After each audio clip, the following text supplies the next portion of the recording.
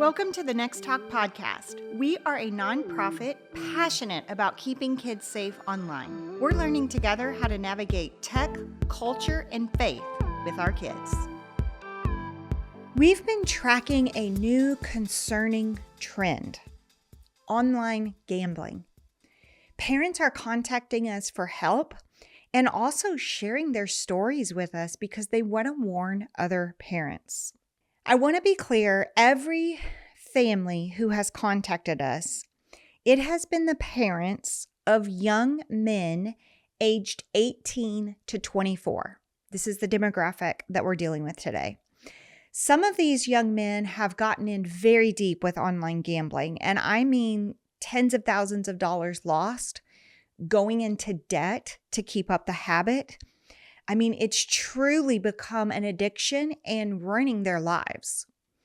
As we've been tracking this and I've been researching, I wanted to do a show to talk about why this is dangerous.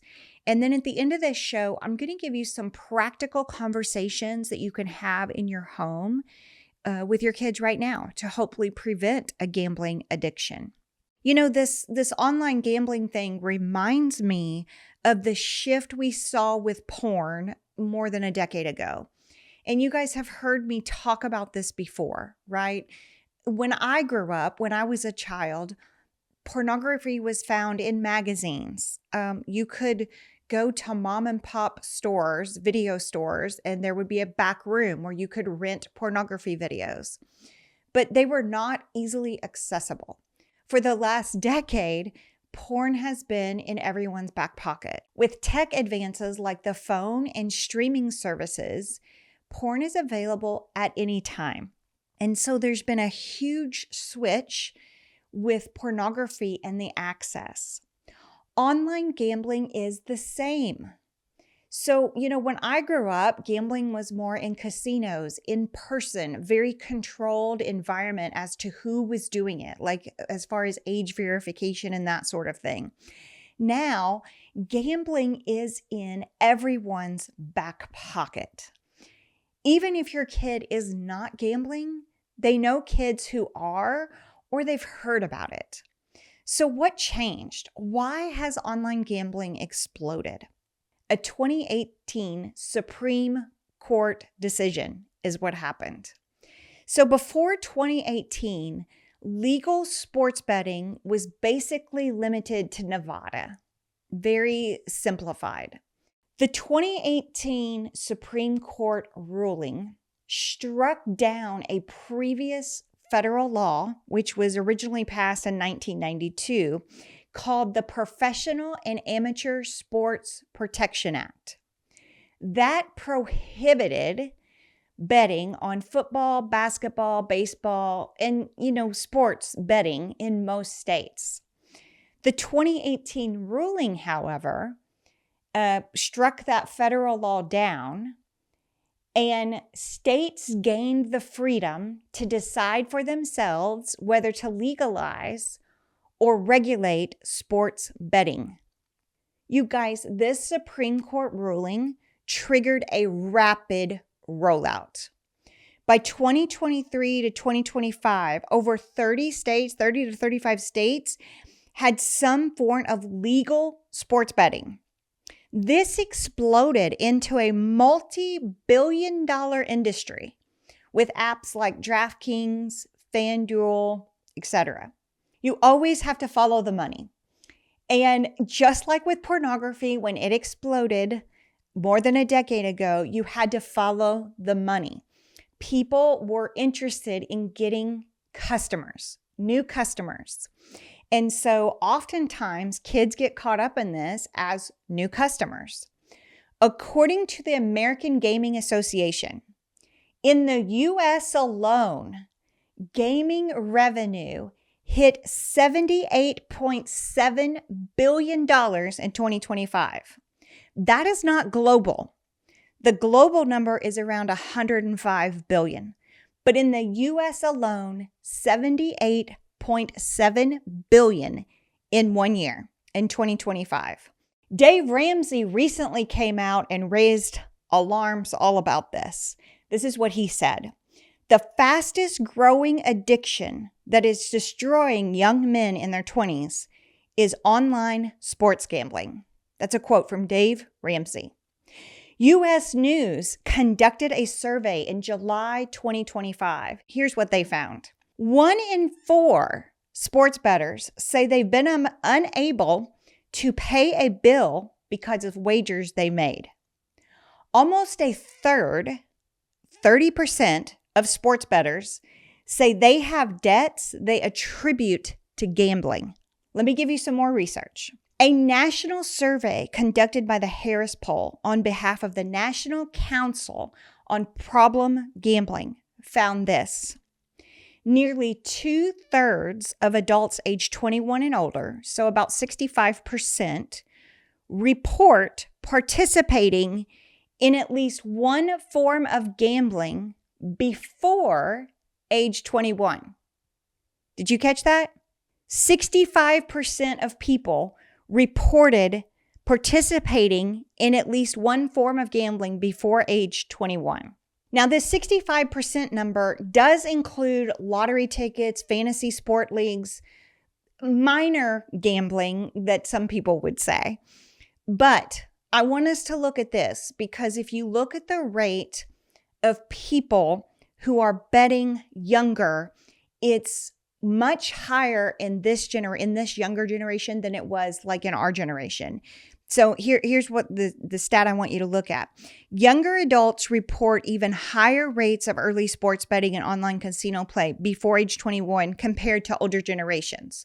Why is that? Because technology really wasn't developed as much. But this is what it says. The survey found that 33% of 21 to 44-year-olds placed a sports bet before age 21 versus 11% of those who were 55 plus. So I'm having parents personally contact me and raise an alarm about this. I'm hearing people like Dave Ramsey raise the alarm.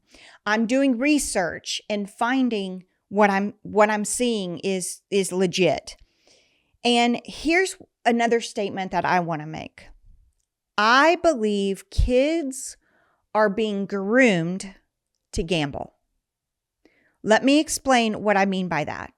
A lot of kids' games that are not considered gambling, or you don't have to be 18 to use them. A lot of kids' games like Roblox or NBA 2K, they're rated for kids to play. They're pushed and encouraged. They're marketed to kids.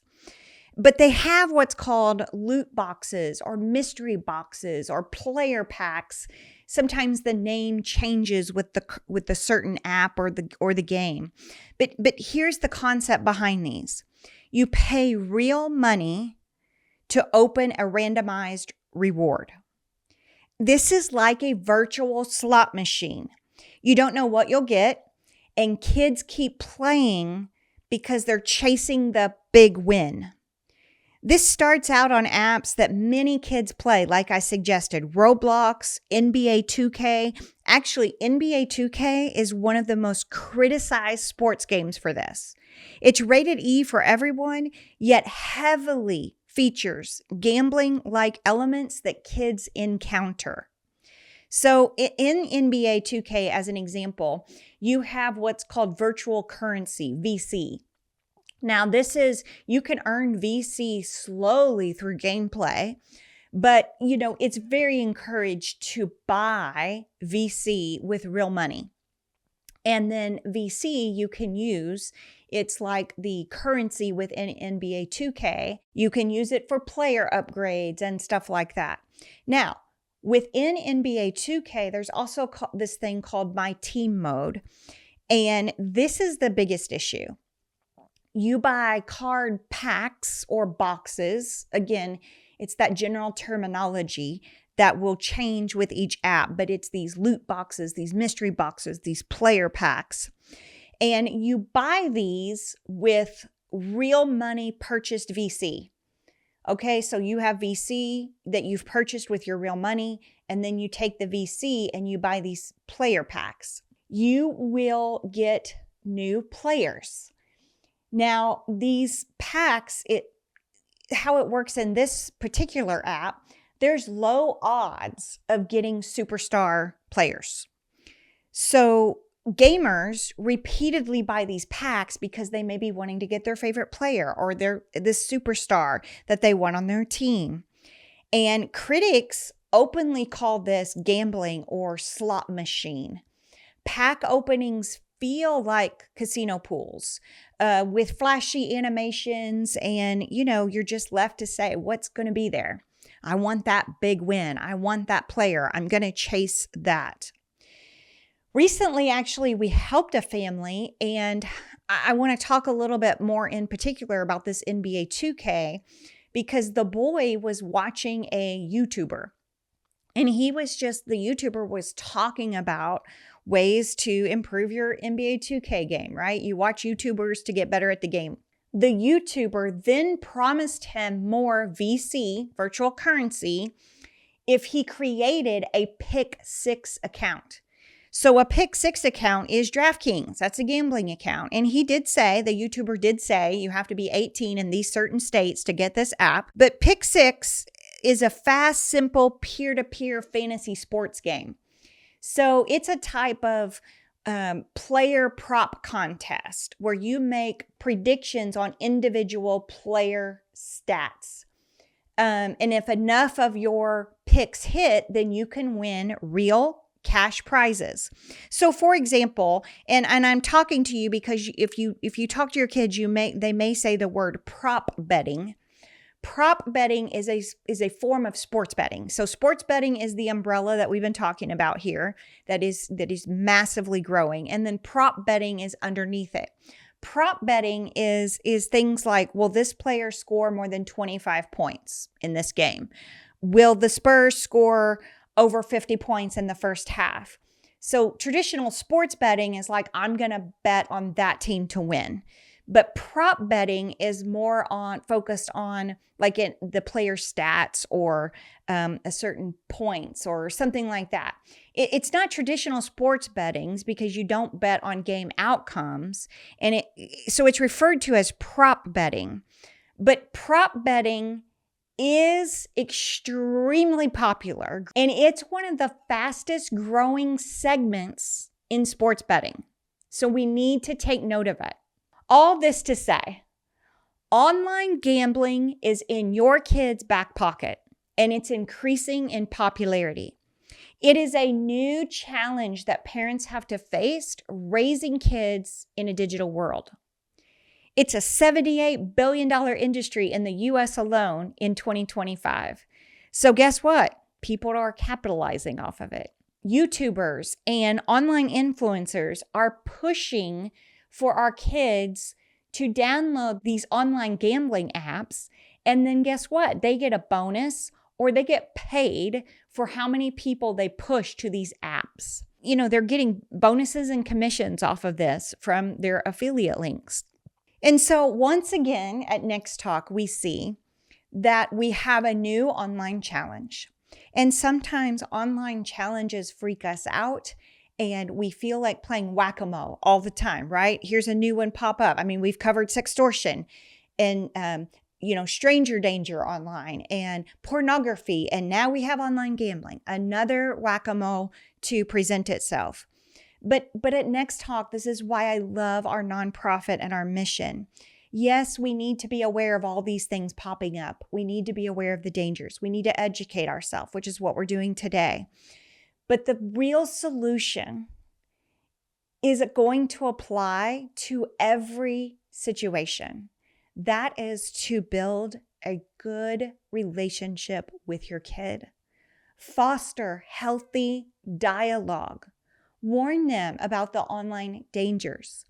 Be a safe place when they mess up. And so I want to kind of walk into, I've shared some scary stats. I've shared some stories with you and some examples of how kids are being directed and encouraged to download these online gambling apps. But right now I want to hone in on some preventative conversations that I've had in my own home, that our team members have had, that have been beneficial. And so here's what I want to tell you. First of all, if you have a young man in your home who is gaming, They need to be warned of online gambling. So you need to get ahead of this. What I mean is, if he's in middle school or early high school, you need to talk to him about these player packs, these loot boxes, these mystery boxes, the things that he is buying to try and get that big win for that player that he wants.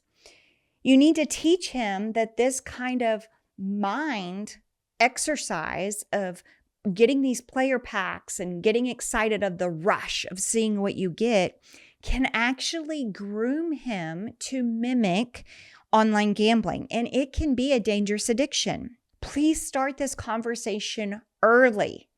So most of the gambling apps require, the true gambling, sports betting gambling apps require a kid to be 18. Now there's loopholes to that. They can use a parent's account. There's all kinds of ways that they can loophole into the age verification. So we do see minors playing these games when they're not supposed to, but you need to get ahead of this before they're 18. So this has been a conversation in my home for years, because I've been tracking it and seeing it and not really understanding it, but trying to talk to my own son as I have learned the dangers of it. I know some of you may be saying, well, I'm not going to allow the mystery boxes, the loot boxes, these player packs. I just won't allow it.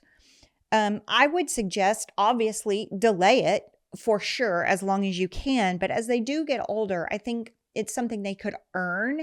That's something that my son earned over time. But here was the thing. He didn't regularly get money to buy these player packs or these mystery boxes. He would have to wait for like birthday gift cards or Christmas gift cards.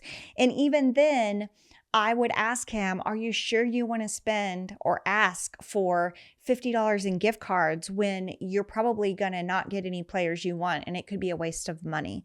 Do you really want to do that? Sometimes he would say yes, and he could. But this wasn't like a monthly thing or a weekly thing that he would be buying. It was a special treat for a birthday or whatever. But even then, I would talk to him about how it mimicked gambling. And I didn't love it that it was on a kids app and, on a game that was marketed to kids. But I would talk to him about this. But he did eventually earn the right to be able to purchase these mystery gift boxes. Now, the other thing too is talk about more than just the online gambling app stuff. And what I mean by this is, a fantasy football league. A lot of times we think that that's not gambling, but if say you're in a fantasy football league, and a lot of young men do this, young boys in high school, they do this. They'll put in $10. And, at the end of the thing, whoever wins gets the $120, gets the $10 that everybody put in, if there's 12 teams or whatever. And, this is a great conversation because you can say, hey, this could be considered gambling, and it could be, it could make your mind adjust to, I want to get rich quick on something. But how I would present it in my home was, you're paying $10 to just do this activity and have fun with your kids and play fantasy. And just think of it like, you're not going to get that money back. It's just $10 for the cost of playing this game. And if you win the 120, great, but don't bank on it, And if you do, don't think that you're always going to win, because that's rare. There were, if there's 12 teams, one team wins, 11 team loses. So your odds are against you. As your son gets older, he and his friends may go do like just poker nights or, just hang out playing cards, and they may place a small wager on it or whatever. I've worked with families where they've contacted me and said that this is the case. And so, they've said to me, do you think that's okay? Well, here's the thing. I mean, it's your family, your choice. I think the conversation around that is, again, hey, okay, you're going to your friend's house. You're going to play cards or poker or whatever. You're going to take $25 with you. $25 is just the amount of money that you're going to pay for tonight's fun. Just like if you would go bowling or go to a movie, you're going to spend that money on a fun activity, and just don't plan to win. And also, like, don't go over your limit. Your budget for the night is $25. That's what tonight's going to cost you. And you don't try to access more money at the end of the night because you want to turn it all around. That is the red flag behavior that we want to look for. So I do want to address that. If your kid is doing this and maybe they are doing the mystery boxes, they've earned that right on the apps, or they're going to poker nights or whatever, and you are seeing some impulsive behavior. So like they're spending money they don't ask you about for the apps. They're taking money out of their account without talking to you. They do go to, poker night with their friends, and at the last minute they spend another $25 because they want to, win the pot or whatever. They're chasing the big win. If you see that kind of impulsive behavior in your kids, that's a red flag. And you need to put up some more guardrails. And what I mean by guardrails is then money should not be easily accessible to them, especially large sums of money. Like if you have a large account set aside for their college, that they should not have access to that whatsoever. So you have to put on some more guardrails if you see your kids being impulsive about this. The other thing is this, and this has been so good in my own home, helping my kid with any kind of financial management is just talking to them about their financial goals. So for example, if they have a job, I will say, how much do you want to make by the end of the summer and what's it going towards, right? Are you saving up for tires? When my oldest went to college, and we're doing this with my youngest too, they had a set amount that they would have to contribute each semester. It was a small amount, it wasn't overwhelming. It was something they could make in the summer, but we would say, how are you going to get this money? And so they would have a job and they would apply that to the job. Having goals made them spend less on gaming and mystery boxes and loot boxes because they had a future. They were planning for their future. They knew what their money needed to go towards. Also, teach them about investing. Just let them buy stock. Let them see how that works. Talk to them about investing in a Roth.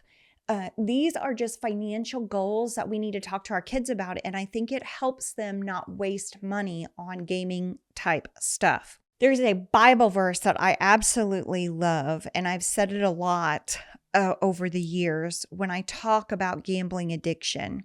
Wealth from get-rich-quick schemes quickly disappears. Wealth from hard work grows over time. So we're not looking to instill some get-rich-quick scheme within our kids. We want them to learn the value of hard work, of putting in a little money into a Roth or a retirement account over time and seeing that grow slowly because it's hard work and discipline. These are the foundational building blocks that we want to instill in our kids about money. And I think when we do that, it helps them navigate not being flippant with money and spending it on stuff like mystery boxes on a game. Also, another talking point, young men are competitive. Most of them are competitive. Many of them are athletes. I will tell you, I think all of the families that we've helped or have contacted us have been athletic kids.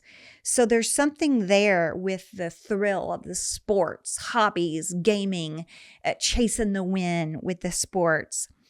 Replace that adrenaline feeling with real life stuff instead of financial risk online. So what I mean by that is, they're going to want to be competitive. They want to win. That is not a bad characteristic, but teach them, like, go play pickup ball with some of your friends and see who wins. You're doing that in real life. You're being competitive. The thrill of the win is in real life with real people instead of being behind a computer screen, pushing a button and losing all this money, right? And so there is a thrill with that. There is an excitement with that. Replace that online stuff with in-person, real competitive sports stuff. Also, another talking point. If there is a YouTuber or an influencer promising gift cards or VC, virtual currency, like in the NBA 2K, a lot of apps call it certain things, but it's the currency within the app. The influencer or the YouTuber may ask you to download a brand new app first before getting your prize. So again, this is a red flag. Sometimes these YouTubers, these influencers, they do giveaways. If it's a straight giveaway, your name is picked and you get the prize. If there is before you get the gift card, you have to go download this app. And then your next step is to put $5 in this app. And then you have to play it. And then when you do all that, then you get your gift card or the money promised. All of that is a red flag. Anytime there is a step-by-step process of go do this and report back, a red flag. And again, that's what we see with grooming, with sexual abuse, with keeping secrets from parents. I mean, we've covered this numerous times. That's why I'm saying kids are almost being groomed to gamble. I would say the same thing about online gambling that I do about porn. You're probably going to say, I'm just going to tell them not to do it. And we're just not going to do that. Here's my challenge to you. They're still going to hear about it. They're going to hear about prop betting. They're going to develop a curiosity about it.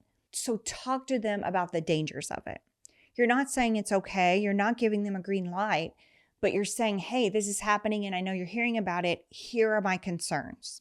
I also want to say before we end this show is I'm not here to say all gambling is wrong or evil.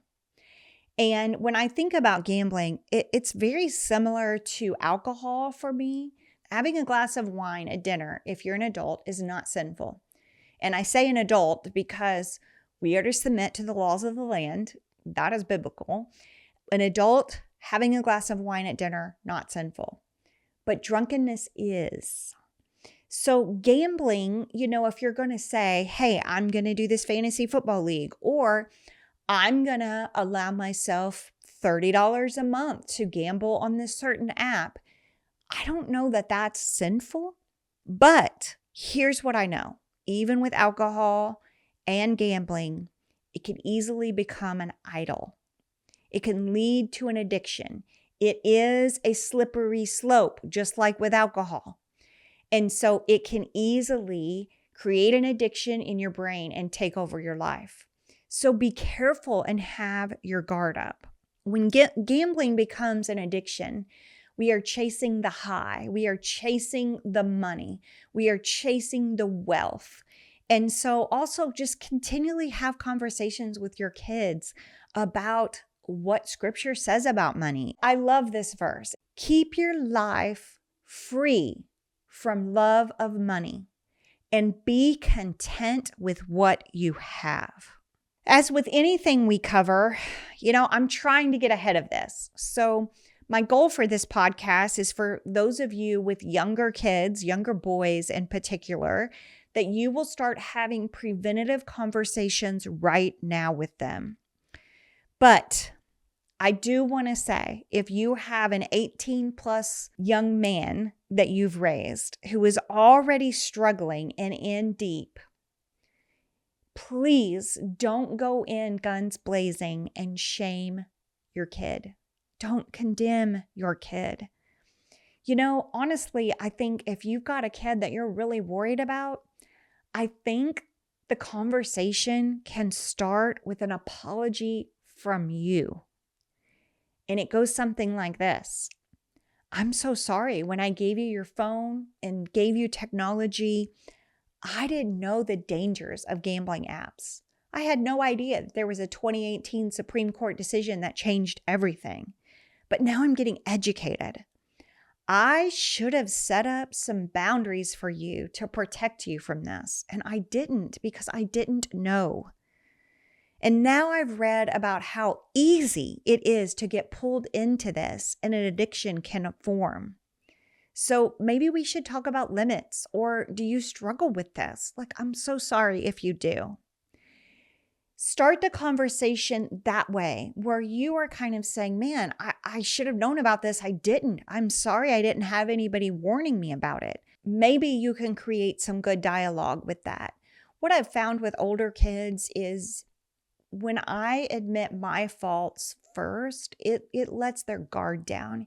And it also says to them indirectly, you don't have to be perfect either. If you messed up, if you gambled too much, if you looked at porn, whatever happened, I love you no matter what. I just want to talk about the dangers of that and why this isn't a great path for you. Also, as we always recommend, if your kid is struggling and you are struggling with an addiction and you know it is an addiction at this point, they're sneaking money, they're losing money, it is taking over their life, please reach out to a counselor for advice if you need more help. I hope this show has been helpful to you. And I would like to say to every listener out there, if you have a story about online gambling, please let me know. Sometimes you're embarrassed about what happened on an app, or you don't want to share it personally because you don't want people knowing that it happened to you. But I've found at nextTalk, what happens a lot of times is people will share their stories with me, with our team, and they will say, you can share my story, just don't use my name, because it'll help educate and save other kids. So that's what I would love, the opportunity to use your story to help another kid. nextTalk is a 501c3 nonprofit keeping kids safe online. To support our work, make a donation at nexttalk.org. nextTalk resources are not intended to replace the advice of a trained healthcare or legal professional, or to diagnose, treat, or otherwise render expert advice regarding any type of medical, psychological, legal, financial, or other problem. You are advised to consult a qualified expert for your personal treatment plan. Our nextTalk podcast is in the top 2% of over 3.4 million podcasts ranked by Listen Notes. But now we're also adding YouTube. So this is a whole new thing we're doing. If you could subscribe, and comment on these videos, it would help us so much. We appreciate y'all.